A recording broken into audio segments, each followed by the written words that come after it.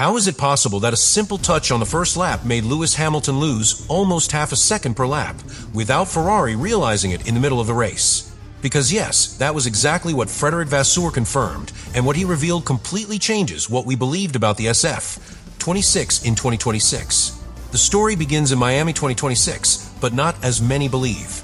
It doesn't start with the impact, it starts much earlier, with a Ferrari that was already showing signs of being extremely sensitive under the new regulations. A fast car, yes, but at the limit, built on an aerodynamic base so aggressive that any minimal alteration could completely break its balance. And that's exactly what ended up happening.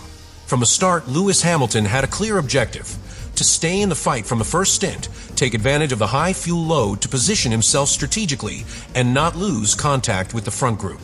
But in modern Formula One, especially with the 2026 cars, the start of the race is the most critical moment. Everything is at its most fragile point: tires, weight, temperature, and above all, aerodynamic stability. And then it happens. First round, critical zone of the circuit, contact with Franco Colapinto.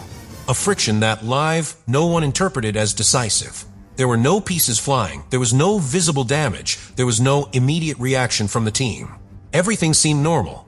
But inside, the SF26 was no longer the same car. That small impact altered airflow on the flat bottom, the heart of performance under the 2026 ground effect rules. From that moment on, Hamilton begins to feel something strange. It's not a clear failure, it's not a total loss of control, it's something worse, a feeling of inconsistency.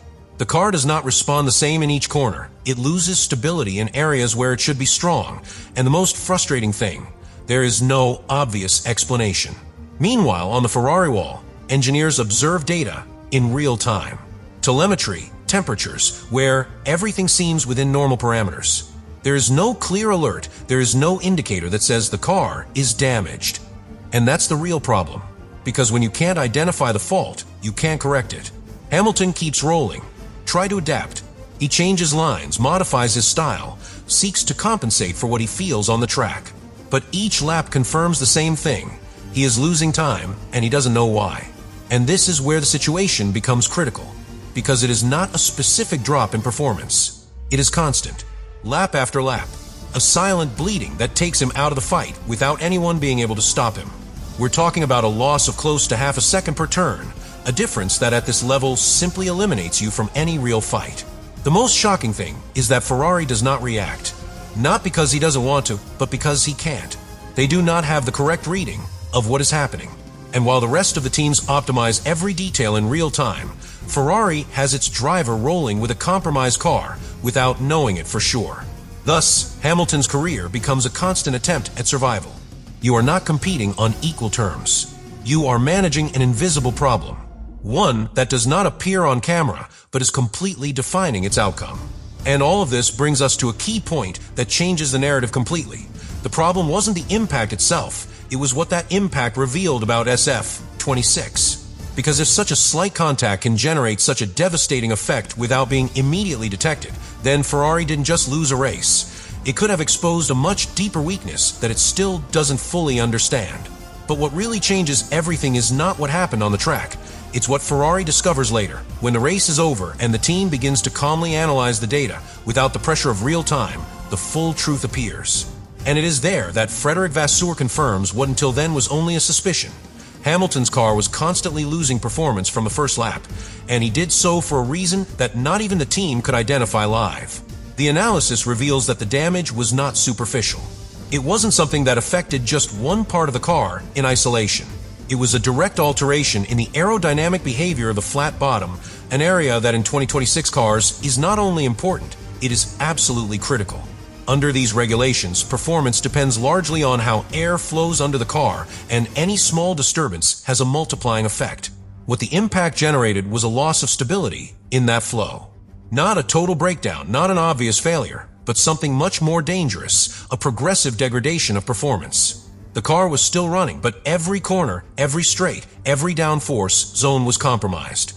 And this is where the most brutal fact of all comes in. Hamilton was losing around half a second per lap. Not in peaks, not in isolated moments, at every turn. This completely changes the reading of the race, because we are no longer talking about strategy or pace or driver execution. We are talking about a car that never had any real options from the first lap. But there is something even more worrying. And this type of damage should not go unnoticed in modern Formula One. The teams have hundreds of sensors, predictive models, real-time simulations, and yet Ferrari could not detect it clearly during the race. That reveals a much deeper problem. The SF26 is an extremely sensitive car, to the point that a small alteration can take it completely out of its optimal window without generating clear signals in the data. Vasseur knows it, and that is why his statements are so measured. He cannot openly say that the car has a structural weakness, but he cannot hide the obvious either. The impact conditioned Hamilton's entire career, and the team had no tools to react. This opens a dangerous scenario for Ferrari, because if the car's performance depends on such a fragile balance, then we are not facing a specific problem. We are facing a concept that can fail at any time under real racing conditions. And while other teams look for more predictable cars, more robust in traffic and contacts, Ferrari seems to have built an extremely fast machine, but at the same time extremely vulnerable. The big question now is no longer what happened in Miami, but how many more times it can happen again without them being able to prevent it. And then we reach the final point of this whole story, the moment where there are no longer any interpretations, where everything fits together, and where Ferrari faces a reality that goes far beyond a simple lost race. Because what happened in Miami 2026 does not end with the checkered flag. In reality, it begins there. With all the data on the table, with the complete analysis of the SF26, Ferrari understands something that completely changes its season. They did not lose performance due to a specific error, nor due to bad luck. They lost it because their car cannot tolerate the slightest imbalance without collapsing its performance. And that is a structural problem. Frédéric Vasseur, with his measured speech, tries to contain the media impact. He protects Hamilton, insists that the result does not reflect real potential, and makes it clear that the contact was decisive. But what you're really doing is buying time. Time to understand if this failure was circumstantial, or if it is the symptom of something much more serious within the SF26 concept, because here is the key to everything. In today's Formula One, cars cannot afford to be so fragile. They cannot depend on a perfect balance that is broken by the slightest contact.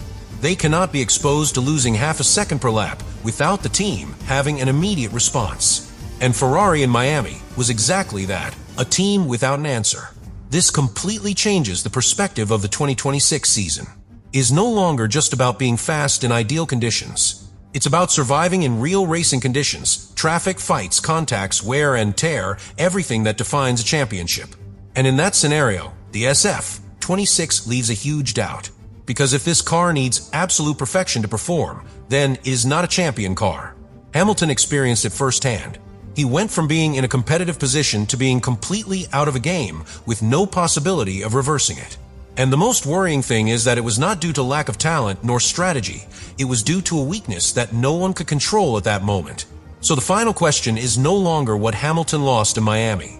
The real question is, how many more races can Ferrari lose before it fully understands its own car? Because if they don't solve it quickly, this will not be an isolated case. It will be the start of a pattern that can define and ruin their entire 2026 season. And in the end, it all comes down to an uncomfortable truth that Ferrari can no longer hide. Miami 2026 was not simply an unfortunate race for Lewis Hamilton. It was the public exposure of a weakness that had been hidden for a long time. A problem that is not visible to the naked eye, that does not appear in the immediate headlines, but that at the highest level of Formula One makes the difference between winning and disappearing from a fight. Frédéric Vasseur confirmed the brutal loss of time, confirmed that the impact conditioned the entire race, but without saying it directly, he also confirmed something much more worrying. Ferrari did not have full control of its own car at that moment. Because when a team cannot identify a problem in real time, when a driver loses half a second per lap without a clear response from a wall, when a car depends on such perfect balance that any slightest contact destroys it, we are no longer talking about bad luck. We are talking about a structural weakness. And that is what Miami leaves behind as a legacy. Not the lost points, not the final position, but the doubt. The question about whether the SF26 can last a full season. The doubt about whether Ferrari really understands the limits of its own concept. And above all, the doubt about whether Hamilton will be able to fight for the championship with a car that can fail without warning. Because in modern Formula One, the fastest car doesn't win, the one that can always perform wins. And after what we saw, Ferrari has yet to prove it can do it.